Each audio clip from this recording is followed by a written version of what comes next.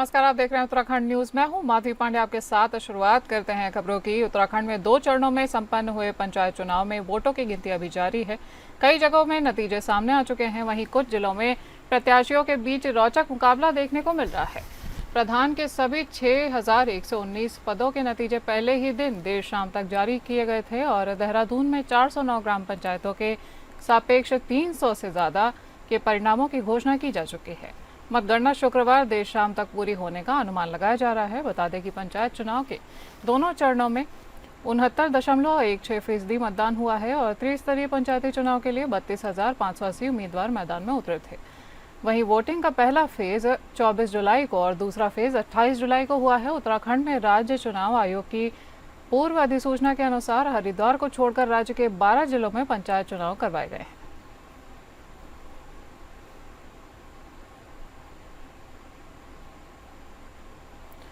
हमारे संवाददाता सतीश कोठारी जुड़ गए हैं फोन लाइन पर। सतीश, पंचायती चुनाव तो संपन्न हो चुके हैं, अब क्या देखने को मिल रहा है? देखिए, पंचायत चुनाव को लेकर जिस तरीके से उत्तराखंड में देखा गया तो उसमें काफी हद तक जो है कांग्रेस बढ़त के आई है और कांग्रेस के अच्छे खासे प्रत्याशी, मैं देहरादून की बात करूं, देहरादून 30 में से 12 जो है कांग्रेस के आए, 8 भाजपा के आए और 10 जो है अभी कुछ का रिजल्ट आना बाकी है और बाकी निर्दलीय है। तो उसको लेकर जिस तरीके से मैं रुद्रप्रयाग की बात करूँ, रुद्रप्रयाग में भी जो है 18 जो है भाजपा कांग्रेस के आए और मात्र 5 जो है भाजपा के आए। तो पंचायत चुनाव को लेकर इस समय देखा जा रहा है कि काफी हद तक कांग्रेस ने अपनी स्थिति सुधारी है और काफी हद तक कांग्रेस जो है बढ़त में। जी, तो बीजेपी को देख करके क्या लग रहा है? बीजेपी तो पहले से ही दावे कर रही है, तो इस समय क्या लग रहा है, किसका पलड़ा भारी है? देखिए, पलड़ा चाहे भारी कांग्रेस का है, लेकिन बीजेपी अभी भी दावे कर रही है कि जो कि जिलाध्यक्ष बनेंगे वो भाजपा के बनेंगे और जो ब्लॉक प्रमुख बनेंगे वो भाजपा के बनेंगे। लेकिन उसी पे कांग्रेस का कहना है कि हाँ, दल बल के आधार पर भाजपा बना सकती है, लेकिन उसके बहुमत के आधार पर बिल्कुल भाजपा नहीं बना सकती है, बहुमत के आधार पर कांग्रेस आगे है। जी, तमाम जानकारी के लिए धन्यवाद सतीश।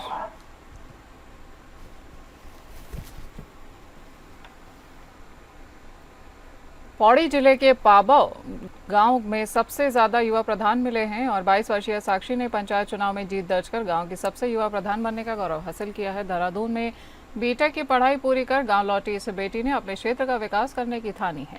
साक्षी ने देहरादून से बीटेक की पढ़ाई पूरी करने के बाद गाँव लौटकर क्षेत्र में विकास में योगदान देने का निश्चय किया है और इसी सोच के साथ साक्षी ने ग्राम प्रधान पद के लिए चुनाव लड़ा है और जनता का विश्वास जीतकर प्रधान चुनी चुकी हैं। और साक्षी का कहना है कि वह अपने तकनीकी ज्ञान और शहरी अनुभव का उपयोग गांव के समग्र विकास में करेंगी। उनका सपना है कि गांव में शिक्षा, स्वास्थ्य और रोजगार के नए आयाम विकसित किए जाएं।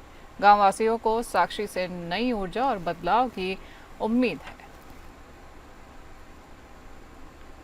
मैं साक्षी, निर्वाचित प्रधान ग्राम सभा क्वी से ग्राम क्वी, कलगड्डी और तिमले की समस्त जनता को धन्यवाद करना चाहूँगी कि उन्होंने मुझ पर विश्वास दिखाया और मुझे विजयी बनाया। मैं उनके विश्वास पर काम करूँगी, आगे शिक्षा पे, स्वास्थ्य पे काम करूँगी और साथ ही अपने साथ के युवाओं को, बच्चों को अच्छी शिक्षा दिलाने की पूरी कोशिश करूँगी और युवाओं को रोज़गार दिलाने की पूरी कोशिश करूँगी। साथ में जो महिलाएं हैं, उनकी जो खेती है उनको बचाने की पूरी कोशिश करूँगी, क्योंकि गांव में जो जानवर हैं जैसे बंदर हैं, सुअर हैं, वो पूरी खेती ख़राब कर देते हैं। तो मैं इन पे रोकथाम करूँगी और स्वरोजगार पे काम करूँगी।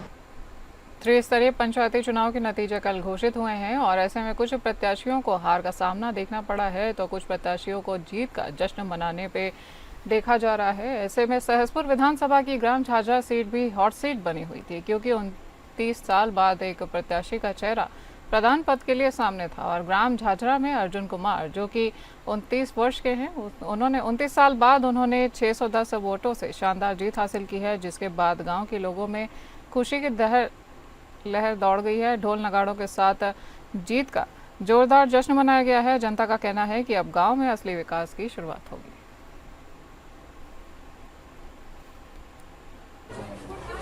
देखिए, इस त्रिस्तरीय पंचायत चुनाव में मैं ग्राम प्रधान पद पर प्रत्याशी था झाझरा ग्राम सभा से। और आज जो हमारा रिजल्ट आया है मतगणना के बाद, लगभग 610 मतों से मुझे विजय प्राप्त हुई है। और ये मेरी जीत नहीं, मेरी पूरी जनता की जीत है, जिसने मुझे ये पूरा समर्थन देके इतनी बड़ी जीत से यहाँ पर जिताया है। और ये जीत जो है मेरी जनता की है और मैं अपनी जनता का हृदय से आभार व्यक्त करता हूँ, धन्यवाद करता हूँ कि मेरी पूरी जनता ने, मेरे गांव की जनता ने मुझे जो ये सम्मान दिया है, मैं इस सम्मान को कभी नहीं भूलूंगा और मैं उनके विश्वास पर खरा उतरूंगा। उत्तराखंड में त्रिस्तरीय ग्राम पंचायत चुनाव 2 चरणों में संपन्न हो चुका है और प्रथम चरण का चुनाव 24 जुलाई को हुआ था, वहीं द्वितीय चरण का चुनाव 28 जुलाई को संपन्न हुआ था, जिसके परिणाम 31 जुलाई को मतगणना हो रही है। और इसी बीच किसी को खुशी मिली है तो किसी को दुख का सामना करना पड़ रहा है। जनपद उधम सिंह नगर के विकास खंड जसपुर के ग्राम पंचायत तालबपुर के प्रधान पद के प्रत्याशी शहनवाज आलम ने निर्वाचन आयोग पर गंभीर आरोप लगाए हैं और ग्रामीणों ने जमकर नारेबाजी भी की है। प्रधान पद के प्रत्याशी शहनवाज आलम ने मतगणना में बड़ी धांधली का आरोप लगाया है।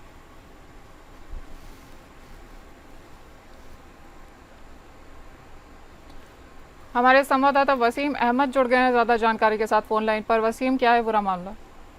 जी, मैं आपको बता दूं कि तालमपुर में एक प्रधान ने आरोप लगाते हुए कहा है कि कहीं ना कहीं चुनाव को लेके एक बड़ी गड़बड़ी का सामना आया है। पोलिंग बूथ पर 3 बूथों में जो गिनती हुई है वो सही हुई है, वहीं अगर चौथा पोलिंग बूथ देखा जाए तो उसमें कहीं चौथा प्रत्याशी नजर आया है जो इमली के रूप में नजर आया है। वहीं आरोप लगता हुआ साफ नजर आ रहा है कि 3 प्रत्याशी होने के बाद जब 3 ही प्रत्याशी चुनाव लड़ रहे तो चौथा चिन्ह और चौथा वोटिंग कहाँ हुई, एक बड़ा सवाल चुनाव आयोग पर लगता हुआ नजर आ रहा है। जी, तमाम जानकारी के लिए धन्यवाद वसीम।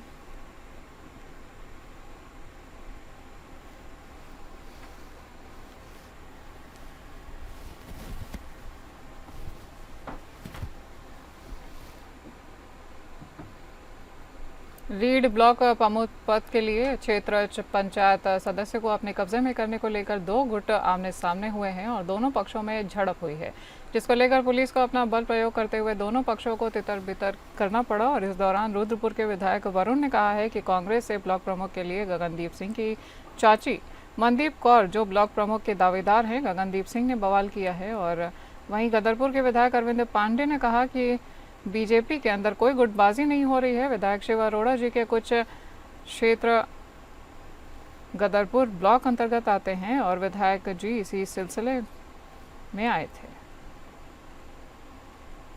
हमने सामने क्यों है, वो अपनी विधानसभा की काउंटिंग के लिए आया, मैं अपनी विधानसभा की काउंटिंग के लिए आया हूँ। हम दोनों एक है, जो जीतेगा बीजेपी का है।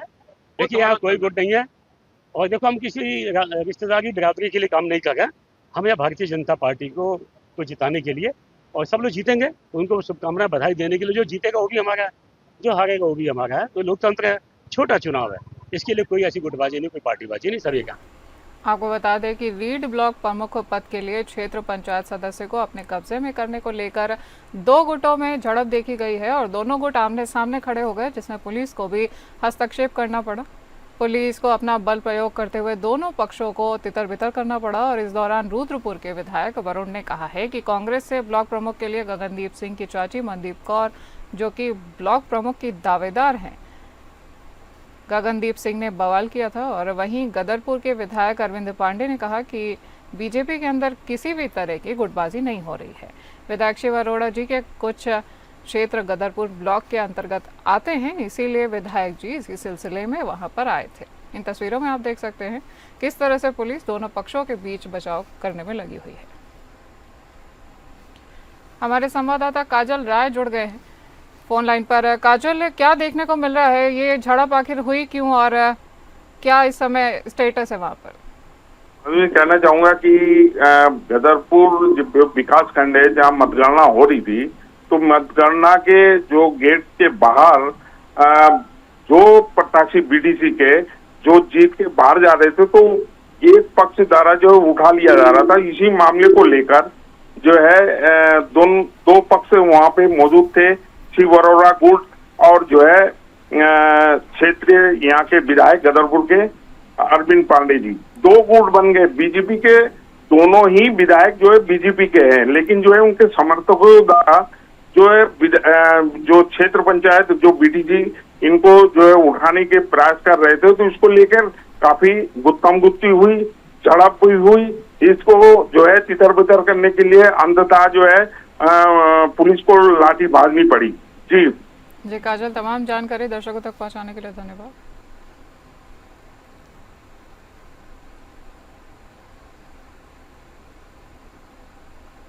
मुख्यमंत्री पुष्कर सिंह धामी ने बागेश्वर में 1.5 साल के बच्चे की मौत के मामले में कुमाऊं कमिश्नर को जांच के आदेश दिए हैं और सीएम ने कहा है कि जांच में लापरवाही पाई जाने पर सख्त से सख्त कार्यवाही की जाएगी।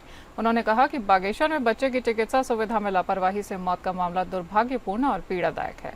अब तक सूचना प्राप्त हुई है कि प्रथम दृष्टया ऐसा प्रतीत होता है कि कुछ स्तर पर अधिकारियों और कर्मचारियों ने अपने कर्तव्यों के निर्वहन में लापरवाही बरती है। इस संवेदनशील प्रकरण को संज्ञान में लेते हुए कुमाऊं कमिश्नर को तत्काल जांच के आदेश दिए गए हैं और इस मामले में यदि किसी भी स्तर पर लापरवाही या उदासीनता पाई जाती है तो दोषियों के विरुद्ध कठोरतम कार्रवाई सुनिश्चित की जाएगी। देखिए, बहुत दुखद घटना है, दुर्भाग्यपूर्ण है और हमारे यहाँ पर स्वास्थ्य सेवाओं को ठीक प्रकार से संचालित करना हमारा सर्वोच्च प्राथमिकता है, लेकिन उसके बावजूद भी बहुत सारी चुनौतियां भी हैं। लेकिन कोई भी अधिकारी, कर्मचारी किसी भी विभाग का हो, अगर वो अपने कर्तव्यों के प्रति लापरवाही बरतता है, ढिलाई करता है, संवेदनहीनता करता है, तो उसके खिलाफ कार्रवाई और उसका उत्तरदायित्व सुनिश्चित करना सरकार का काम है और अपने कहा है कि इस पर जांच हो और जो भी इसके लिए उत्तरदायी हो उसके खिलाफ कार्रवाई होनी चाहिए। गेम चेंजर परियोजनाओं को लेकर हमारे संवाददाता सतीश कोठारी लगातार बने हुए हैं हमारे साथ। सतीश, बच्चे की मौत पर इस समय मुख्यमंत्री पुष्कर सिंह धामी ने भी आदेश दे दिया है, तो ऐसे में कमिश्नर कितने एक्टिव नजर आ रहे हैं?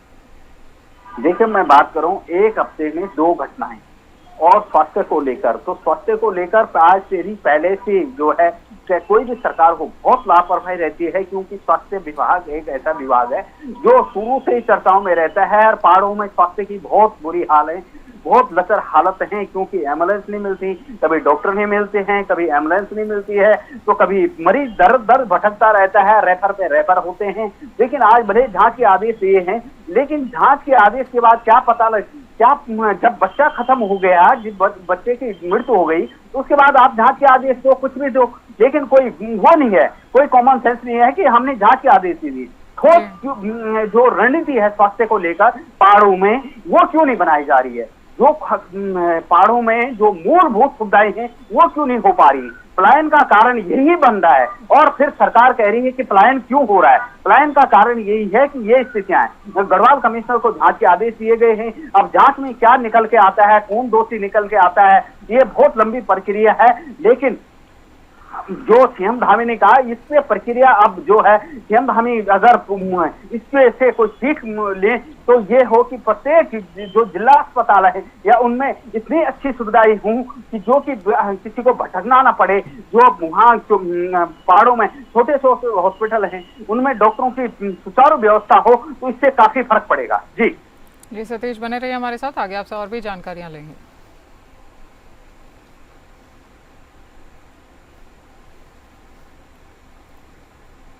उत्तराखंड के पर्वतीय क्षेत्रों में स्वास्थ्य सुविधाएं लगातार सशक्त करने की कोशिशें की जा रही हैं और भाजपा प्रदेश महामंत्री आदित्य कोठारी ने कहा कि राज्य सरकार की प्राथमिकता में पर्वतीय इलाकों की चिकित्सा व्यवस्था है। वहीं पर इसी के तहत सरकारी मेडिकल कॉलेजों से पास आउट होने वाले डॉक्टरों को अनुबंधित कर पर्वतीय अस्पतालों में तैनात किया जा रहा है, जिसमें वर्षों पुरानी डॉक्टर्स की कमी अब दूर हो रही है। उन्होंने बागेश्वर में हुई दुर्भाग्यपूर्ण घटना पर भी प्रतिक्रिया दी है और कहा है कि मुख्यमंत्री और स्वास्थ्य मंत्री ने तुरंत संज्ञान लिया है। जिनकी लापरवाही से ये घटना हुई है उनके खिलाफ कड़ी से कड़ी कार्रवाई की जाएगी। कोठारी ने यह भी स्पष्ट किया कि सरकार ऐसी घटनाओं की पुनरावृत्ति ना हो, इसके लिए पूरी जवाबदेही के साथ काम कर रही है। वहीं कांग्रेस प्रवक्ता गरिमा दसौनी का कहना है कि यह एक हृदय विदारक घटना है। एक फौजी जो अपने परिवार छोड़ सरहदों पर देश की रक्षा करने जा रहा है, उसके भरोसे कि उनकी सरकार उनके परिवार की रक्षा कर रही है, लेकिन 5 अस्पतालों के चक्कर काटने के बाद भी बच्चा नहीं बच पाई, ये बहुत ही दुर्भाग्यपूर्ण है। मेरी सरकार से विनती है कि ऐसी घटना दोबारा ना हो, उसका ध्यान रखा जाए। धीरे धीरे पर्वतीय क्षेत्र में भी स्वास्थ्य की सुविधाएं बढ़ रही हैं और बागेश्वर में जो घटना घटी है उसका संज्ञान माननीय मुख्यमंत्री जी ने, माननीय स्वास्थ्य मंत्री जी ने लिया है। निश्चित रूप से जिन लोगों की उसमें लापरवाही रही है, जिनकी लापरवाही के कारण ये घटना घटी है, मुझे पूरी उम्मीद है कि उनके विरुद्ध कार्रवाई की जाएगी। फौजी का बेटा हो या किसी का भी बेटा हो, बच्चे तो सबके अनमोल होते हैं, लेकिन एक फौजी अपना परिवार छोड़कर सरहदों पर देश की रक्षा करने के लिए जा रहा है, इस भरोसे कि उसकी सरकार, उसके देश के लोग उसके परिवार का ध्यान रखेंगे।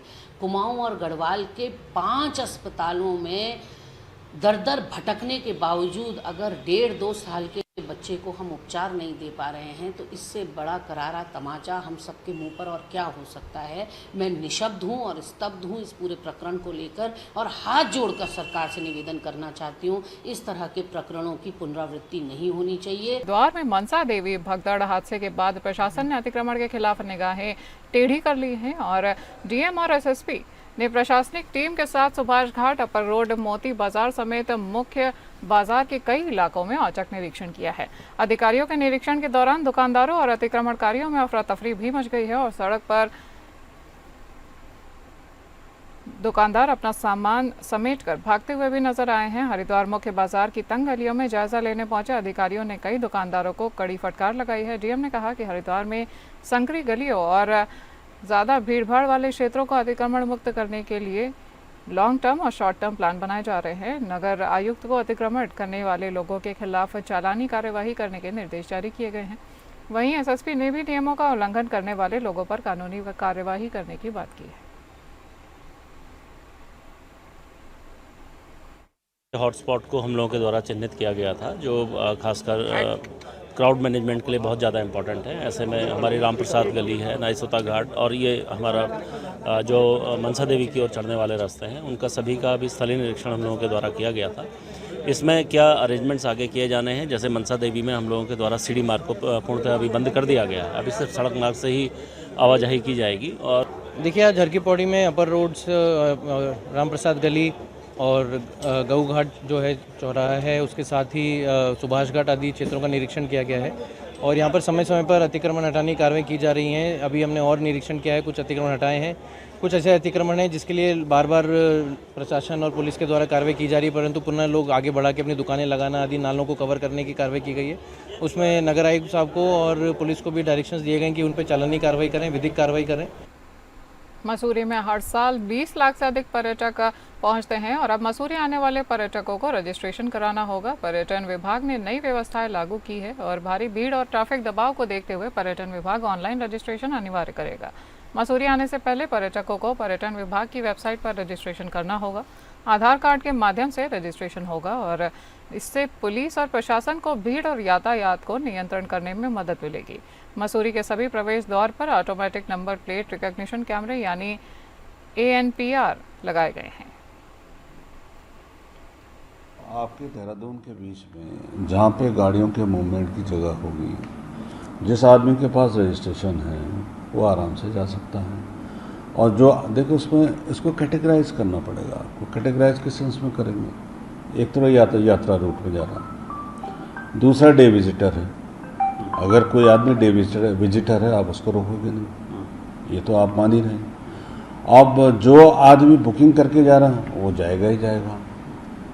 तो ये 3 चीज़ें हम लोग को दिक्कत। कल से हम क्या कर रहे हैं? कल से फिलहाल देखिए एक पोर्टल हम लोग लॉन्च कर रहे हैं, तो उसमें देखिए अभी वही चीज़ मैंने आपको बोली, पूरे साल भर में आपके ट्रैफिक जैम की स्थिति नहीं रहती जी, है ना।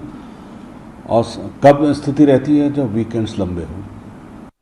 हमारे संवाददाता सतीश कोठारी लगातार बने हुए हमारे साथ। सतीश, क्या खास जानकारी है? जैसे मैं बात करूं, जिस तरीके से 4 धाम यात्रा के लिए रजिस्ट्रेशन करना पड़ता है, उसी तरीके अब सरकार ने ये भी कहा है कि हम जो है कि मसूरी के लिए रजिस्ट्रेशन करवाना पड़ेगा, क्योंकि मसूरी में पर्यटक ज्यादा आते हैं और भीड़ भड़ाका ज्यादा होते हैं। इसको लेकर लगातार जिस तरीके से यहाँ पे क्राउड होता है, उसको लेकर लगातार जो है पर्यटन का कहना है कि अब जो है रजिस्ट्रेशन प्रक्रिया की जाएगी और रजिस्ट्रेशन किया जाएगा। लेकिन बात यहाँ पे अटक जाएगी कि रजिस्ट्रेशन, क्योंकि यहाँ के लोकल लोग भी जाते हैं और काफी ये है कि वो पर्यटन धर्मस्थल नहीं है बल्कि पर्यटन स्थल है, तो उससे कितना वो असर पड़ेगा और क्या दिक्कत होगी, क्योंकि रजिस्ट्रेशन करवाना सब ये रहेगा कि हर कभी यहाँ जो है लोग 12 महीने आते हैं, क्योंकि वो यहाँ ये नहीं है कि सिर्फ यात्री वो आते हैं जो यात्रा करनी, वहाँ तो लोग पर्यटन स्थल है, वहाँ तो लोग हर वक्त रहते हैं। लेकिन पता नहीं क्या सूझी है सरकार को कि जो कि वहाँ पे रजिस्ट्रेशन करने की बात आई, अब रजिस्ट्रेशन से क्या फर्क पड़ेगा, क्योंकि पर्यटक को फर्क पड़ेगा, क्योंकि पहले रजिस्ट्रेशन करो, कब नंबर आएगा, क्या नंबर आएगा, फिर जाएगा, तो ये बड़ी दिक्कतें हो जाएंगी। जी सतीश, तमाम जानकारी के लिए धन्यवाद।